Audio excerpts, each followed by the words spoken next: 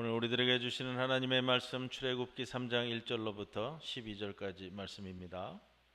모세가 그의 장인 미디안 제사장 이드로의 양떼를 치더니 그 떼를 광야 서쪽으로 인도하여 하나님의 산 호렙에 이르매 여호와의 사자가 떨기나무 가운데로부터 나오는 불꽃 안에서 그에게 나타나시니라. 그가 보니 떨기나무에 불이 붙었으나 그 떨기나무가 사라지지 아니하는지라. 이에 모세가 이르되 내가 돌이켜 가서 이 큰 광경을 보리라. 떨기나무가 어찌하여 타지 아니하는고 하니 그때에 여호와께서 그가 보려고 돌이켜 오는 것을 보신지라. 하나님이 떨기나무 가운데서 그를 불러 이르시되 모세야 모세야 하시매 그가 이르되 내가 여기 있나이다. 하나님이 이르시되 이리로 가까이 오지 말라. 내가 선 곳은 거룩한 땅이니 내 발에서 신을 벗으라. 또 이르시되 나는 내 조상의 하나님이니 아브라함의 하나님 이삭의 하나님 야곱의 하나님이니라. 모세가 하나님 배웁기를 두려워하여 얼굴을 가리매 여호와께서 이르시되 내가 애굽에 있는 내 백성의 고통을 분명히 보고 그들이 그들의 감독자로 말미암아 부르짖음을 듣고 그 근심을 알고 내가 내려가서 그들을 애굽인의 손에서 건져내고 그들을 그 땅에서 인도하여 아름답고 광대한 땅 젖과 꿀이 흐르는 땅 곧 가나안 족속 헷 족속 아모리 족속 브리스 족속 히위 족속 여부스 족속의 지방에 데려가려 하노라. 이제 가라. 이스라엘의 자손의 부르짖음이 내게 달하고 애굽 사람이 그들을 괴롭히는 학대도 내가 보았으니 이제 내가 너를 바로에게 보내어 너에게 내 백성 이스라엘 자손을 애굽에서 인도하여 내게 하리라. 모세가 하나님께 아뢰되 내가 누구이기에 바로에게 가며 이스라엘 자손을 애굽에서 인도하여 내리이까. 하나님이 이르시되 내가 반드시 너와 함께 있으리라. 네가 그 백성을 애굽에서 인도하여 낸 후에 너희가 이 산에서 하나님을 섬기리니 이것이 내가 너를 보낸 증거니라. 이 말씀 가운데 성령께서 함께 하시기를 기원합니다. 날이 더워졌죠? 금년 들어서 예배당에는 에어컨 처음 튼 것 같은데 건강 조심하시고요. 자, 오늘 모세 이야기 할 건데요. 모세는 애굽의 총화로 자랐습니다. 특별한 사랑을 받고 자랐다고요.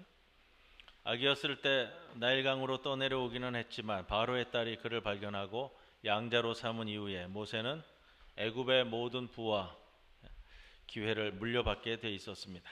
그런데 한 사건을 겪은 후에 바로의 눈밖에나 황량한 시내 광야로 몸을 피해야만 했습니다.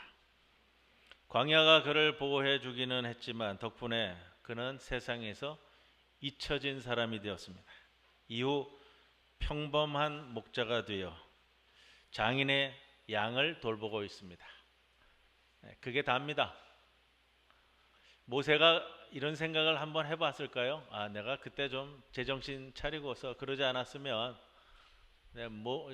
애굽의 귀족으로 왕족으로 떵떵거리면서 잘 먹고 잘 살 수 있을 텐데 내가 뭐하러 그때 그 짓을 벌여가지고서는 이 광야에 쫓겨나가지고서는 지금 뭐 이렇게 살다가 이제 죽는 거 아니에요, 죽는 거. 그런 마음이 있었을까요, 없었을까요? 있었을까요? 뭐 모르죠, 뭐. 본인이 어떤 생각을 가졌는지. 모세가 양떼를 몰고 버려진 땅 미디안 광야를 지나 하나님의 산 호렙에 이르렀습니다. 거기서 지극히 평범한 목자의 일상 가운데 하나님이 아주 특이한 방식으로 모세에게 나타나십니다. 불붙은 떨기나무 그 가운데서 어떤 사물이 아니라 인격적 존재를 만나게 됩니다. 하나님이 모세야 모세야 하고 부르시자 모세가 내가 여기 있나이다 하고 대답했습니다. 그리고 그분께서 말씀을 하시는데 이런 말씀이에요. 7절 8절 내가 애굽에 있는 내 백성의 고통을 분명히 보았다. 원문에는 이 보았다라는 단어를 2번 반복합니다. 그 하나님은 그 백성의 괴로움과 고통을 속속들이 알고 계신다라는 말씀을 하십니다. 상처받은 사람들의 울부짖음을 외면하고 그들의 고통에 무관심한 분이 아니라는 겁니다. 그리고 하나님은 오합지졸 히브리 노예들에게 열정적으로 헌신합니다. 당시 대부분의 사람들은 그렇게 생각했어요. 신이 계시다면 하나님은 권력과 부가 있는 사람들을 비호하시고 방조하신다. 노예들은 그분의 생각에서 관심 받기다, 그렇게 여겼습니다. 하지만 불타는 떨기나무 앞에서 모세는 달리 깨닫습니다. 하나님의 성품은 고통과 고난과 가혹함 가운데 있는 사람들, 절망의 벼랑 끝에 있는 사람들 편에 서신다. 우리가 기억할 것은 모세가 이스라엘의 고통에 하나님의 이목을 집중시켰던 것이 아니라 먼저 대화를 시작하고 모세를 설득하고 계시는 분은 하나님이시라는 겁니다. 하나님은 이스라엘 백성이 받는 억압의 염려를 표현하시고 나서 갑자기 모세를 끌어들입니다. 이제 가라. 이 10절 말씀인데요. 내가 너를 보내어 너에게 내 백성 이스라엘 자손을 바로에게서 애굽에게서 인도하여 내게 하리라. 모세가 어떤 생각이 들었을까요? 예? 야, 내가 가서 이스라엘 백성들을 구출해 내야겠다. 야, 하나님이 함께 하신다. 이런 생각이 들었을까요? 아니면 황당할까? 예? 여러분 그거예요. 참 불편하다 이거예요. 불편해. 황당하기도 하고. 하나님이 계획하신 일이라면 하나님이 그렇게 하시면 됩니다. 하지만 굳이 나를 끌어들여서 할 이유가 있을까? 이게 신앙인이 갖는 이 모세하고 똑같은 생각이라는 거예요. 하나님이 계획하시고 하나님이 섭리 가운데 하시면 뭐 그렇게 하시면 되지, 왜 굳이 나를 끌어들이시나? 하나님이 모세 같은 사람을 왜 끌어들이셨는지는 분명하지 않습니다. 그러나 하나님은 우리를 참여시켜서 세상에서 당신의 목적을 이루기로 하십니다. 하나님께서 당신의 목적을 나를 통해서 이루고자 하실 때 우리는 그 사실에 두 가지 반응을 보입니다. 하나는 그 사실에 감격하거나 아니면 숨이 막히거나. 여러분은 어느 과정이에요? 하지만 어쨌거나 그게 사실입니다. 모세는 상황을 살펴보고 확인하거나 일단 한번 가보라는 임무를 받은 것이 아닙니다. 하나님이 우리 앞에 펼치실 일들이 정확히 무엇일지도 뭐 그렇게 정확하게 알 수도 없습니다. 하지만 모세는 아는 게 있어요. 바로와 맞서는 일이 불가능하다는 것을 알 만큼 애굽에 대해서 충분히 알고 있는 사람이 모세입니다. 본인의 경험이 있으니까. 아무리 이론상으로는 괜찮아 보인다 하더라도 다음 계획, 다음 진행되는 거는 드러나마나 어떻게 갈지 뻔해 보이는 것이 모세에게 있습니다. 그래서 그에게는 명령에 따르지 못할 변명거리가 많습니다.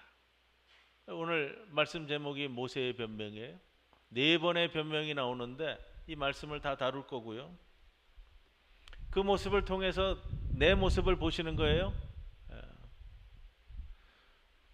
2년 전, 3년 전인가요? 10분의 권사님을 임직했는데 권사 임직식을 준비하면서 제가 10분에게 이렇게 구두로도 전하고 전화로도 전하고 그러면 어떤 반응이셨을까요? 10분이 예, 제가 열심히 해보겠습니다. 그러셨을까요? 본인이 아시잖아요. 10분의 권사님들이 세워졌는데 제가 부족한데 제가 뭐 어떻게 하겠습니까?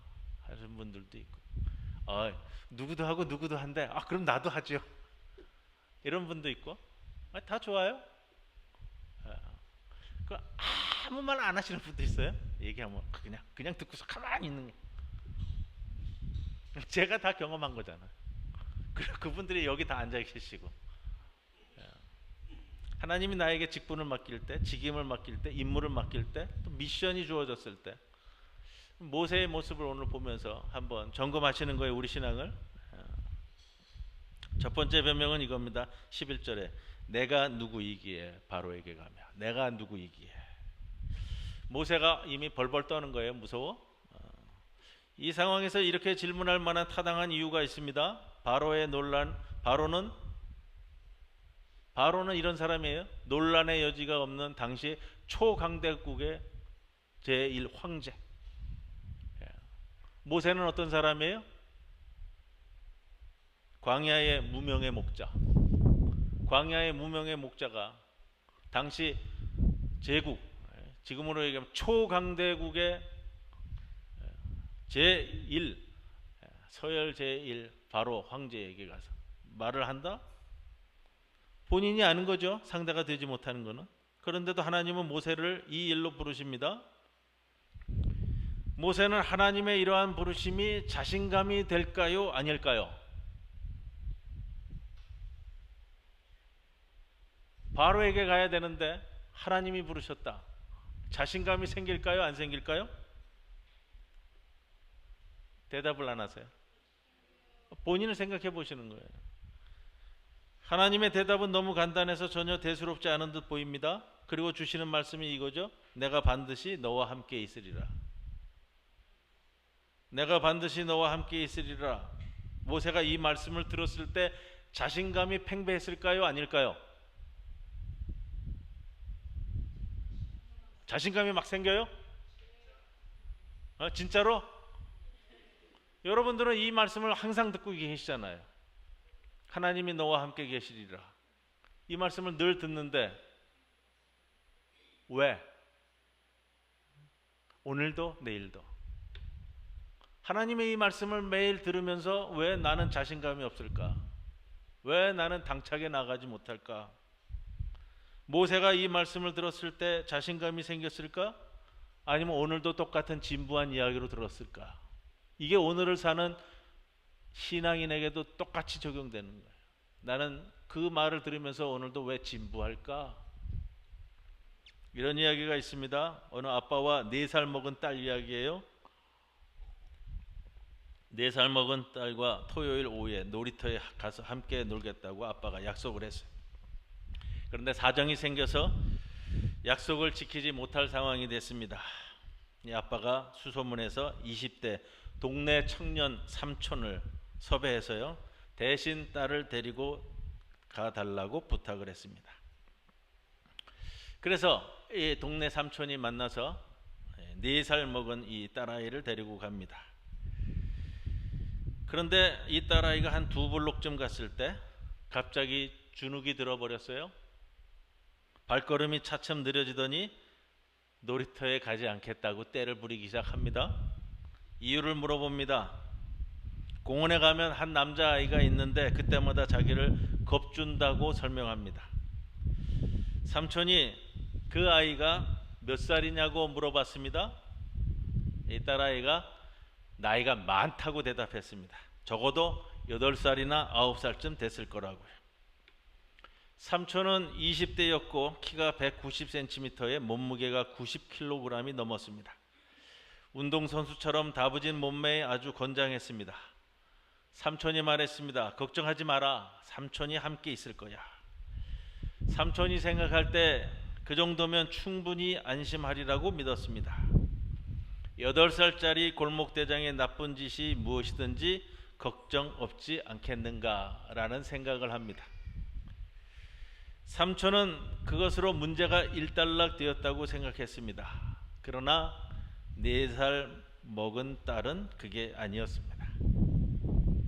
자기보다 키가 크다고 생각되는 사람은 그게 누구든지 다 고만고만해 보여서 아이 눈에는 아직 8살 골목대장과 건장한 경호원 같은 삼촌 사이에 별 차이가 없다고 생각하는 것 같았습니다. 삼촌이 간신히 설득해서 놀이터까지 갔고 놀이터에서 나쁜 일을 당하지 않도록 보호해 주겠다는 약속을 지켰습니다. 하지만 그러기까지 얼마나 많은 격려의 말과 인내심이 필요했는지 모른다라는 겁니다. 모세와 하나님의 대화가 사실상 그와 비슷하지 않았을까 생각합니다. 내가 반드시 너와 함께 있으리라 라는 말씀은 공허하고 진부한 이야기에 있었을까? 온 우주의 창조자 하나님께서 함께 하시겠다는 맹세가 있는데 모세는 그렇게 생각하지 못했고 우리도 그럴 때가 많습니다. 우리 문제가 훨씬 크고 위협적으로 보입니다. 핵심적으로 4살 딸이 내가 반드시 너와 함께 있으리라는 약속에 하나님의 온전한 힘이 실리지 않는 한 우리는 오늘도 하나님을 신뢰하지 못하고 산다는 겁니다. 13절에 내가 이스라엘 자손에게 가서 이르기를 너희의 조상의 하나님이 나를 너희에게 보내셨다 하면 그들이 내게 묻기를 그의 이름이 무엇이냐 하리니 내가 무엇이라고 그들에게 말하리이까. 이게 두 번째 변명입니다. 자기 자신을 의심하던 모세가 이제 하나님을 의심하기 시작합니다. 당신은 도대체 무엇입니까? 라는 겁니다. 하나님께서 우리에게 무언가를 요구하시기 전에는 우리는 하나님이 누구인지를 잘 안다고 생각하며 살아갑니다. 내 형편이 좋을 때는 하나님은 자비로운 창조자, 전지전능하고 무한하며 변함없는 분이라고들 생각합니다. 이런 개념은 그렇게 믿는 사람들에게 요구되어지는 것이 거의 없을 때 그것이 가능합니다. 그런데 하나님께서 친히 우리 삶에 침입하셔서 우리를 불편하게 만들기 시작하면 이러한 표현만으로는 부족해진다라는 겁니다. 바쁜데, 할 일 많은데, 신경 쓸 일 많은데 하나님께서 교회에서 이런 직분, 이런 직임, 이런 임무, 이런 일들, 이 일 저 일을 왜 나한테 맡기시느냐? 내 일상을 방해하는 이 하나님이 과연 누구시냐? 이렇게 나간다는 거예요. 이게 지금 모세의 두 번째 변명이에요. 그들이 내게 묻기를 그의 이름이 무엇이냐 하면 내가 무엇이라고 그들에게 말하리이까? 그분이 정말로 나와 함께 계실 것인가? 내 모든 필요를 채우시고 어떤 상황에서든 신실하신 분이신가? 다시 말해 하나님은 정말로 내 삶에 관여하시는가? 정말로 보고 듣고 내려가서 건져내시는 분이신가? 왜 모세가 하나님의 이름을 물었을까요? 하나님의 부르심을 회피하려는 작전이었을까요? 그런데 이 장면에서 여러분 중요한 게 있어요. 이 장면에서 역사상 처음으로 하나님께서 자신의 이름을 밝힙니다. 이 장면이에요. 나는 스스로 있는 자니이니라. 에흐에라는 히브리어 단어를 쓰는데 이게 명사가 아니라 동사예요. 있다. 우리가 번역하면서 나는 스스로 있는 자라고 하는데 그냥 직역을 하면 있다, 있을 것이다. 모세의 첫 번째 변명에 하나님은 내가 반드시 너와 함께 있으리라 라고 그를 안심시켰습니다. 이제 우리는 하나님의 이 말씀이 단순한 약속이 아니라는 것을 압니다. 내가 반드시 너와 함께 있으리라, 그 있으리라라는 것이 하나님의 이름이라는 거예요. 역사상 처음으로 성경에서 하나님께서 자신의 이름을 밝힌 것. 오늘 주보한 표지를 보세요. 마크 샤갈의 성서 시리즈의 하나인데 불타는 떨기나무에서 하나님을 만나는 장면인데 그 위에 보면 그림에 잘 표현하지 않는데 히브리어 단어를 위에다 써놨어요. 마크 샤갈은 러시아계 유태인입니다. 성서 훈련을 어렸을 때부터 받았을 거고요. 성서에 대해서는 아마 빠삭했을 거예요. 유대인이었기 때문에 히브리어 공부도 했을 거고요. 그가 프랑스 그 당시 문화부 장관이었던 앙드레 말로의 요청에 의해서 성서 시리즈 대작을 했습니다. 이 그림이 굉장히 큰 거예요. 2m, 3m짜리고요.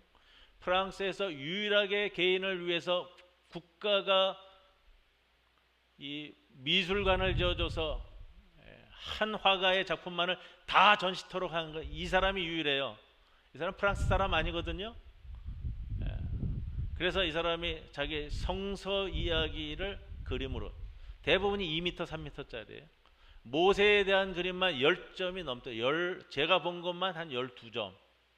이유가 있더라고요. 마크 샤갈의 원래 자기 이름이 모세. 근데 모세를 그리면서 항상 요 그림에서는 잘 안 보입니다만 그 이후에 나오는 모세 활동의 그림을 보면은 모세의 머리 위에 다 뿔이 두 개씩. 예전에 우리 성서 공부하면서도 한번 봤는데,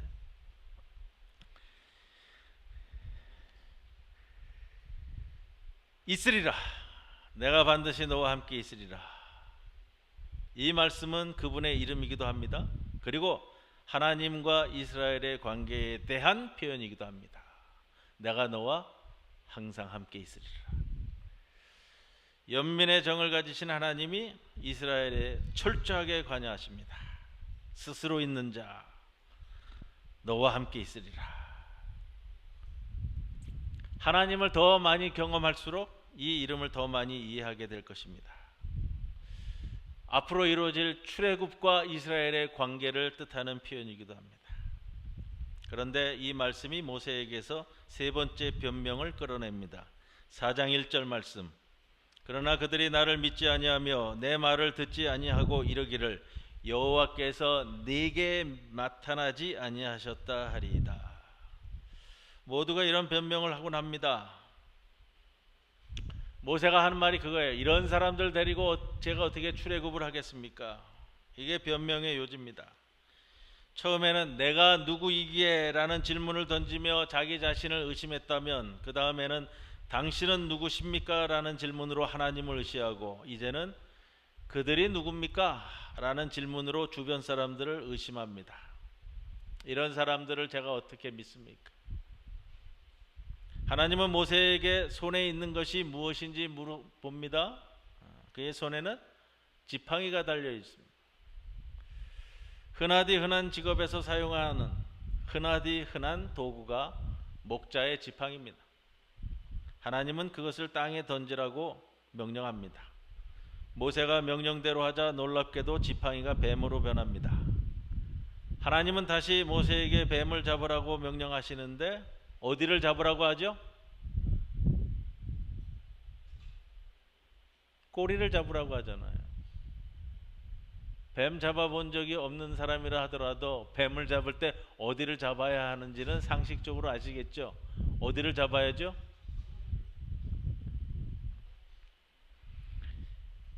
이 명령은 모세의 믿음을 시험하기 위한 겁니다.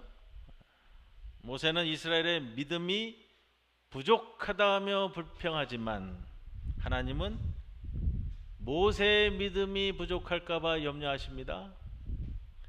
모세는 다른 사람들이 얼마나 믿을 만한 사람들인지를 염려하지만 하나님은 모세가 얼마나 믿을 만한지를 생각하십니다. 하나님을 따를 때 가장 중요한 질문은 다른 사람들이 어떻게 할까가 아니라 하나님의 부르심에 내가 어떻게 반응하느냐, 이 여부입니다. 하나님은 모세의 지팡이를 자신의 임재와 능력의 도구로 바꾸십니다. 평범하고 일상의 도구를 택하셔서 하나님의 목적을 이루신다는 겁니다.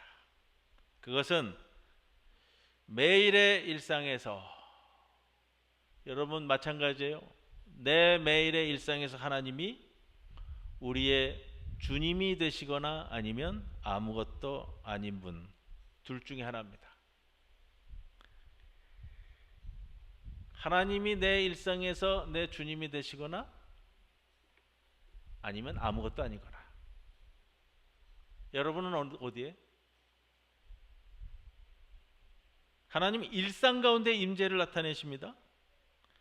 모세는 히브리 사람들이 믿음이 부족해서 내가 행동하기 어렵다고 변명하는데 타인이 나를 어떻게 보는 시각까지 걱정하는 것, 전형적인 인간의 본성입니다. 이 변명 세 번째 요지는 하나님, 저는 이스라엘 백성들 때문에 당신 뜻을 행할 수 없다라는, 교회에서도 마찬가지. 저 사람들 때문에 내가 할 수 있겠습니까? 솔직히 말해서 이스라엘 백성은 그리 바람직한 사람들이 아니라는 건 다 압니다. 누구라도 이런 상황에서 두 손 두 발 다 들었을 것이고요. 이런 백성을 이끌고 간다는 것은 굉장히 큰 부담이라는 걸 아는 겁니다. 모세의 세 번째 변명이 굉장히 타당해 보입니다. 모세에게 쉽게 결정할 수 있는 일도 아닙니다. 하지만 이런 거예요. 쉬운 답이 없다고 해서 답이 아예 없는 것이 아니고요. 적어도 한 가지 답은 있는데 그것은 바로 다른 사람이 규정하는 틀에 갇혀 살지 않는 겁니다. 하나님은 모세와 이스라엘 백성에 대해서 논하면서 더 이상 왈부하지 않으시고 또다시 그냥 가라 하고 말씀하십니다. 가는 거예요. 내 삶에 들어와 침입해 계시는 하나님. 제가 이 말씀을 세 번째 지금 하고 있는데 지난주도 했고요. 아브라함과 사라에 대한 말씀을 드릴 때도 했고, 내 삶에 침입해 들어와 계시는 하나님. 모세의 삶, 잊혀진 목자로서 살아간 어느 날 침입해 들어오셔가지고 그의 섭리를 이끌어 가시는 하나님의 모습을 보게 되는데 점점 더 모세에게 압박을 가합니다. 이제 네 번째입니다. 오 주여, 나는 본래 말을 잘하지 못하는 자입니다. 주께서 주의 종에게 명령하신 후에도 역시 그러하니. 4장 13절 말씀인데, 오 주여, 보낼 만한 자를 보내소서. 모세는 말주변이 없다고 얘기하는데 히브리어 원문을 직역하면 이런 표현이에요. 혀가 두껍고 입이 무겁다. 예전 히브리 사람들은 그렇게 표현했나 봐요. 혀가 두껍고 입이 무거우니까 이 말을 잘 못하고 말주변이 없고요. 달변이 아니라는 거잖아요. 우리가 지금으로 보자면 확연한 결격사유입니다. 결격사유예요. 그렇다고 하나님이 모세가 달변이라는 것으로 그를 설득하려고도 하지 않습니다. 모세가 평가하고 있는 자기 평가를 하나님 그대로 인정하십니다. 그런데 이거예요. 그렇다고 해서 부르심이 바뀌지는 않는다라는 거. 하나님은 부르심을 변경하는 법이 없었기 때문이 그렇습니다. 나의 부족함과 연약함은 나에게 하나님이 더 필요하다는 사실을 더 부각시켜주고 내가 하나님께 더 열려있게 만드는 겁니다. 부르심의 성공 여부는 내 능력이 아니라 내가 하나님을 얼마나 의지하느냐에 달려있을 겁니다. 내 부족함과 결함이 나를 무겁게 억누를 때 대안을 찾아야 하는 경우가 종종 있습니다. 그럴 때도 역시 마찬가지 가장 위대한 진리의 말씀은 이겁니다. 내가 반드시 너와 함께 있으리라. 하나님이 애굽에서 억압받고 종살이하던 이스라엘의 삶 속으로 뚫고 들어오면서 모세의 부르심이 시작되었습니다. 그러나 하나님은 모세의 삶에 먼저 들어오심으로써 그리고 이스라엘의 삶에 들어오십니다. 모세의 변명은 단순히 모세 한 사람의 개인의 변명이 아닙니다. 모세가 속한 더 큰 이스라엘의 변명이기도 합니다. 그리고 우리의 변명이기도 합니다. 하나님은 인내심을 갖고 대화를 이루어 갈 뿐입니다. 하나님은 절대로 모세를 꾸짖지 않습니다. 모세가 지칠 때까지도 끝까지 그와 대화하시고 그리고 마침내 하나님이 이깁니다. 부르심을 없던 일로 하지 않고 반복해서 나아갑니다. 모세의 온갖 반대와 저항에도 하나님은 그를 이끌어 이스라엘을 구원하는 목적에 사용하십니다. 내가 누구이기에 당신은 누구십니까? 그들은 누굽니까? 내가 어떻게 할 수 있습니까? 모세의 이 네 가지 변명을 보면 그런 생각이 들어요. 참 인간적인 변명이다. 부정적인 의미가 아니고요. 인간으로서 당연히 할 수 있는 변명이라고 보여지고요. 그러나 하나님은 이 변명 가운데 어떻게든 자신의 뜻을 이루어 가시는을 보게 됩니다. 이것이 내 삶에 관계하셔서 들어오시는 하나님의 친입이자 하나님의 섭리입니다. 불꽃 튀는 대화를 통해 하나님과 모세는 그분의 뜻 가운데서 하나가 되셨습니다.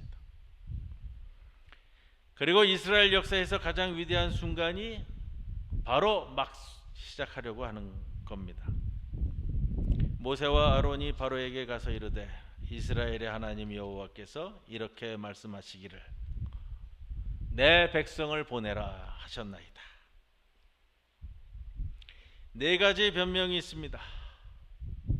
나의 변명입니다. 내 삶에 침입해 들어오실 때 방어하는 내 변명입니다.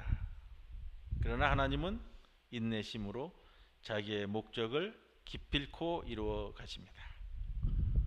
하나님께서 내 삶에 간섭하시고 관여하시고 침입해 들어오실 때 여러분 반항하지 마시고요. 소용없습니다. 반항하지 마시고 하나님의 침입과 관여와 간섭을 있는 그대로 받아들이십시오. 그것이 그리스도인의 삶입니다. 한 모세의 삶의 변명의 모습을 살펴보았습니다.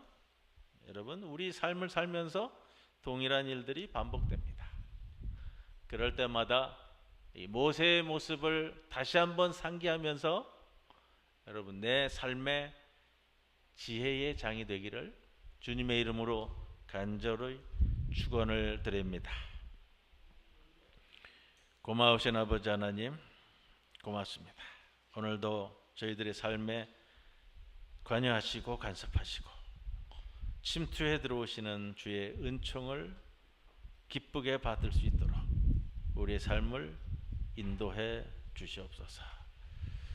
더운 날씨 가운데서도 우리를 인도하시고 비 오는 가운데서도 우리를 인도하시고 모든 일 가운데 이끌어 가시는 주의 섭리를 바라보며 늘 우리와 함께 하시는 하나님을 느끼고 바라보며 함께 살아가는 주의 백성들 되게 하옵소서. 예수님의 이름으로 기도드리옵나이다. 아멘.